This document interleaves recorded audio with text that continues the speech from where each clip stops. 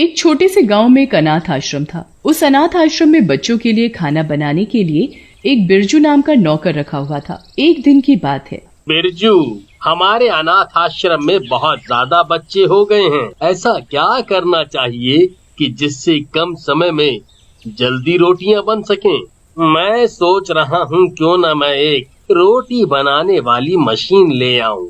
हाँ मालिक, इतने सारे बच्चों की अकेले रोटी बनाने में बहुत परेशानी होती है। मुझे एक रोटी बनाने की मशीन चाहिए।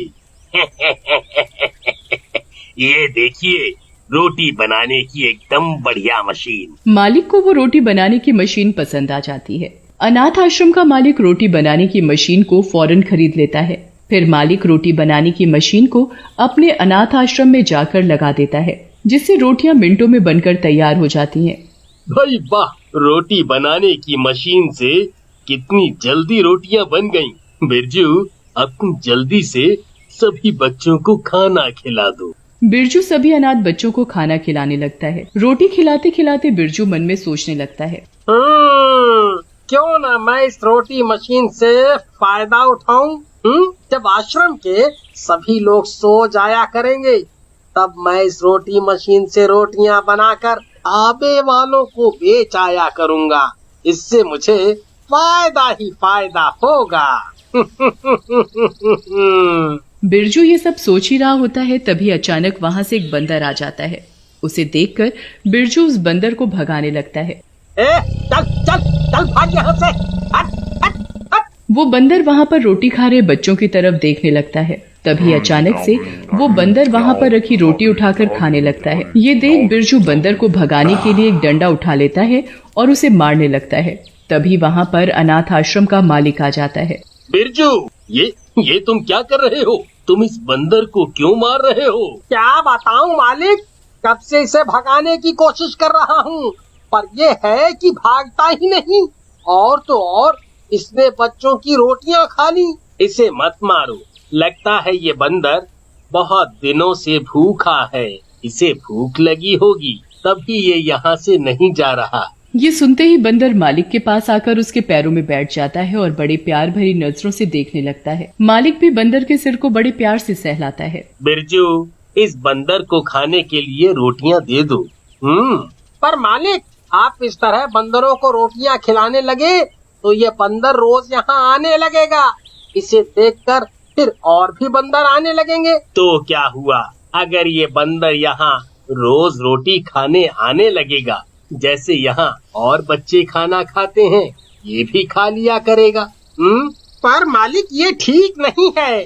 पर कुछ नहीं, इस बंदर को अभी के अभी रोटी खिलाओ। अगर ये बंदर यहाँ रोज रोटी खाने आता है तो तुम इसे रोज रोटी खिलाओगे, ठीक है? बिरजू मालिक की बात सुनकर कुछ नहीं कहता और चुपचाप बंदर को लाकर रोटियां खिला देता है। बंदर भर पेट खूब रोटियां खाता है। जब उसका पेट भर जाता है तो वो वहाँ से चला जाता है। फिर जैसे ही शाम होती है। बिरजू, अब रोटी बनाने वाली मशीन का काम नहीं है, तुम उसे याद से बंद कर देना, ठीक है?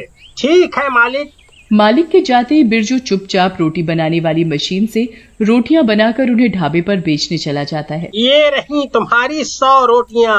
ढाबे वाला बिरजू से रोटियां ले लेता है। ओए बिरजू, ये लो अपनी रोटी के पैसे। ओए बिरजू, एक बात बताओ, तुमने रोटी सप्लाई करने का नया काम शुरू कर दिया है क्या?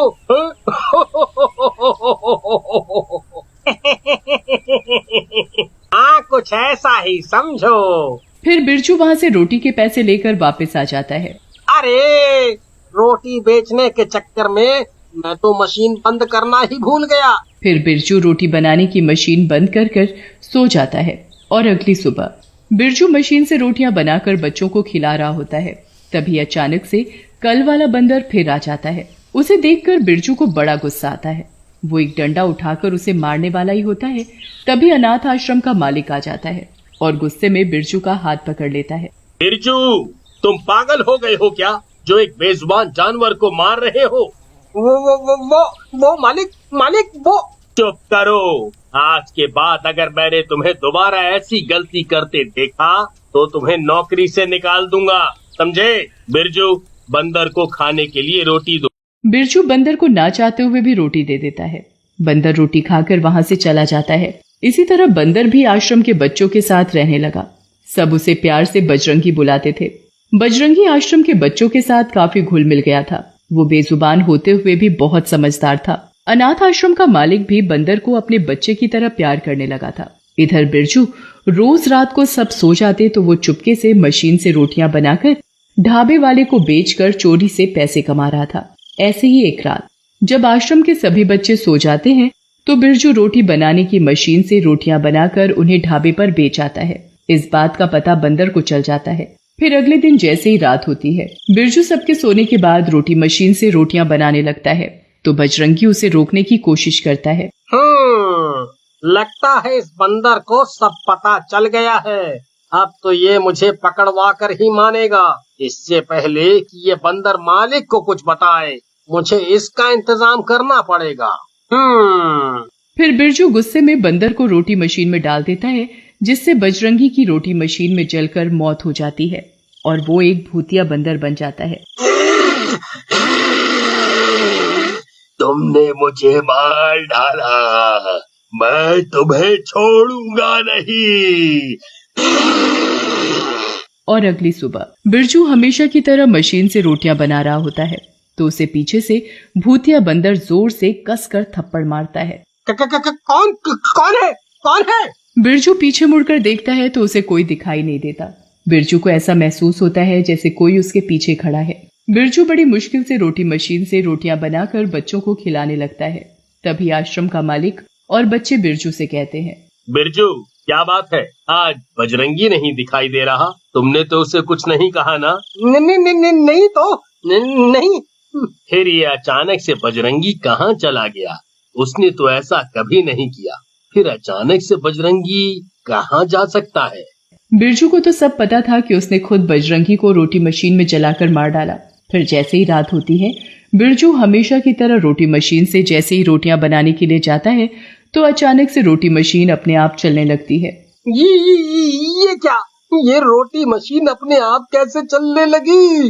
ये तो बंद थी। बिरजू रोटी मशीन को जैसे ही बंद करता है, रोटी मशीन फिर चालू हो जाती है और उसमें से रोटियों की जगह खोपड़ियां निकलने लगती हैं। ये क्या? रोटी मशीन से ये खोपड़ियों की रोटी बनकर कैसे निकल रही है? तभी उसे रोटियां बनाता हुआ भूतिया बंदर दिखाई देता है। ये देखकर बिरजू बुरी तरह डर जाता है। भूत भूत बचाओ बचाओ भूत! चिल्ला और जोर से चिल्ला, देखता हूँ तुझे कौन बचाने आता है। तू आश्रम के बच्चों की रोटियां चुरा कर बेचता है। तूने अपने ही मालिक के साथ गद्दारी की। तू ऐसा कैसे कर सकता है? इसने तुझे सब कुछ दिया, तू उसे ही धोखा दे रहा है। मुझे माफ कर दो।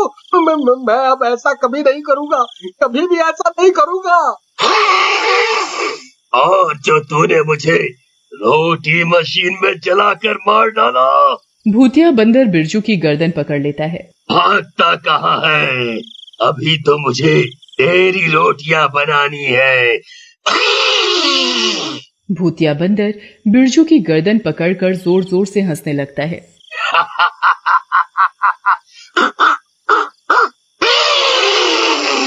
तभी बिरजू के चीखने की आवाज सुनकर वहां आश्रम के बच्चे आ जाते हैं। वो देखते हैं कि भूतिया बंदर ने बिरजू की गर्दन को पकड़ रखा है तो वो बच्चे मालिक को बुला लाते हैं। छोड़ दो इसे मत मारो। इसने तुम्हारा क्या बिगाड़ा है जो तुम इसे मारना चाहते हो? मालिक, आपको नहीं पता, इसने आपके साथ धोखा किया है और मुझे रोटी मशीन में चलाकर मार डाला। फिर भूतिया बंदर अनाथ आश्रम के मालिक को सारी बात बताता है। बजरंगी, छोड़ दे इसे। ये माफी के लायक तो नहीं है, पर इसकी सजा इसे पुलिस जरूर देगी। फिर कुछ ही देर में पुलिस आ जाती है और जैसे ही पुलिस बिरजू को पकड़ने जाती है तो भूतिया बंदर बिरजू को रोटी मशीन में डाल देता है, जिससे बिरजू की खोपड़ियों की रोटियां बनकर निकलने लगती है। इसके किए की सजा इसे मिल ही गई। फिर बजरंगी भी आसमान में एक रोशनी के साथ गायब हो जाता है और उसे मुक्ति मिल जाती है।